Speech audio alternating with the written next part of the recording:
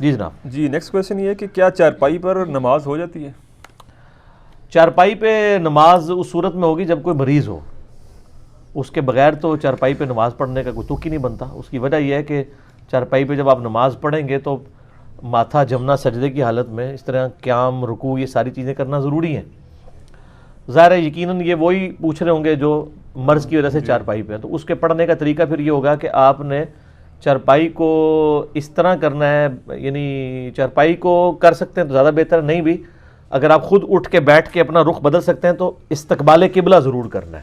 چارپائی پہ بیٹھے ہوئے آلتی پالتی، جسے ہم پنجابی میں چوکڑی مار کے کہتے ہیں، اگر آپ بیٹھ کے پڑھ رہے ہیں، کھڑے ہو کے تو ظاہر پڑھنے جوگے نہیں ہوں گے، اس لیے وہ یہ کہہ رہے ہیں. تو قبلہ رخ کا اہتمام کرنا ہے. اور اگر کوئی بالکل یعنی پیرالائز ہوا ہوا ہے، صحیح، بعض اوقات ایسا بھی ہوتا ہے ریڑھ کی ہڈی کا ایشو ہے کہ وہ لیٹے ہی رہتے ہیں، تو ان کے لیے پھر یہ ہے کہ وہ یعنی قبلہ رخ چارپائی کی جو یعنی پاؤں والی سائڈ ہے نا، وہ قبلہ رخ کر دیں، اور اس کے بعد یعنی وہ تکیے پہ ان کا سر تھوڑا سا اوپر کر دیا جائے تو چہرہ تاکہ قبلہ رخ ہو جائے. اور اس میں جو ٹانگیں قبلہ رخ ہو رہی ہوں گی تو یہ شرعی عذر ہے، یہ سب کے نزدیک اس میں کوئی گستاخی والا معاملہ نہیں ہوگا، لیکن استقبال قبلہ کرنا ضروری ہے. تو پھر وہ اشارے سے نماز پڑھیں، اور اشارہ بھی اگر ہاتھ اٹھا سکتے ہیں تو ٹھیک ہے، ورنہ آنکھوں کے اشارے سے بھی رکوع سجدے کر کے نماز پڑھ سکتے ہیں. چارپائی پہ نماز بالکل درست ہے.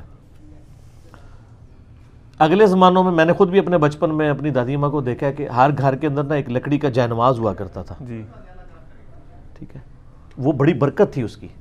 اس کی وجہ یہ ہے کہ بخاری مسلم میں درجنوں احادیث ایسی موجود ہے کہ نبی علیہ السلام صحابہ کرام کو اس چیز کی ترغیب دلاتے تھے کہ وہ مسجد بیت بنائیں، گھر میں نماز کے لیے ایک پورشن فکس کریں. پھر بخاری مسلم میں ایسی احادیث بھی آتی ہیں کہ صحابہ کرام علیہم رضوان نبی علیہ السلام سے آ کے ریکویسٹ کرتے تھے کہ آپ ہماری مسجد جو بیت ہے اس والے حصے میں آ کے ایک دفعہ نماز پڑھ دیں تاکہ آپ کی برکت ہو جائے، تو ہم بھی وہاں پہ کھڑے ہو کے بعد میں نماز پڑھ لیا کریں گے. اس کا فائدہ یہ ہوتا ہے کہ آپ کی وہ جگہ پاک رہتی ہے، آپ اس کی پاکی کا اہتمام کرتے ہیں. بچوں والے گھر میں تو پتہ نہیں ہوتا نا. اسی کی ایک ماڈرن فارم تھی جو آج بھی شاید بعض گھروں میں ہو، وہ یعنی بڑے بڑے جائے نماز لکڑی کے چوکیاں ہوا کرتی تھیں جس میں ایک بندہ کھڑے ہو کے نماز پڑھ سکتا تھا. زمین سے بعض اوقات وہ 6 انچ، بعض اوقات 1 یا 1.5 فٹ اونچی بھی ہوا کرتی تھی، جو پورے ایک مسلح جتنی ہوتی تھی اور گھر کے کونے میں رکھی ہوئی ہوتی تھی. اس پہ آپ نماز پڑھتے تھے اور اس جگہ کے ناپاک ہونے کا کوئی اندیشہ ہی نہیں ہے، کیونکہ وہ اونچی بھی ہے. یہ بھی نہیں اگر بچے نے کہیں چلتے پھرتے پیشاب بھی کیا اس تک پہنچے گا نہیں.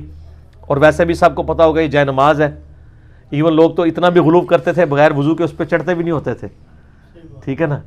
اچھا، دوسری اس کی جو برکت تھی وہ یہ تھی کہ وہ اس لکڑی پہ آپ ڈائریکٹ سجدہ کر کے سنت پہ بھی عمل کر رہے ہیں، کیونکہ وہ زمین کی جنس سے ہے.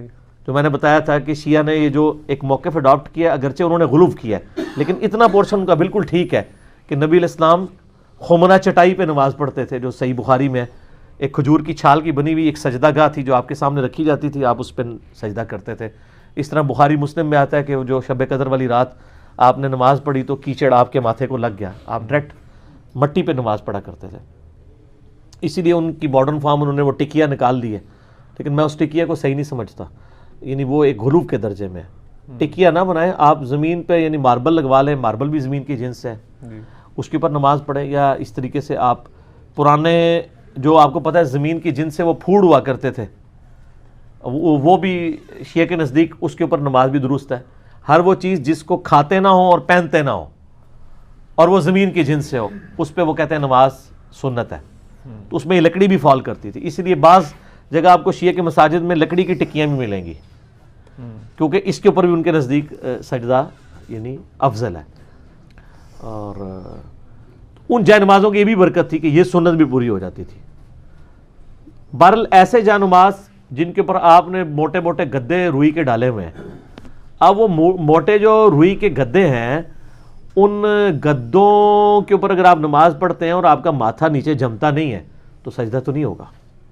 اتنا موٹا بھی جائے نماز نہیں ہونا چاہیے کہ ماتھے کو زمین کی سختی محسوس نہ ہو، اور ناک کی ہڈی لگنا بھی یعنی ضروری ہے، سنت ہے.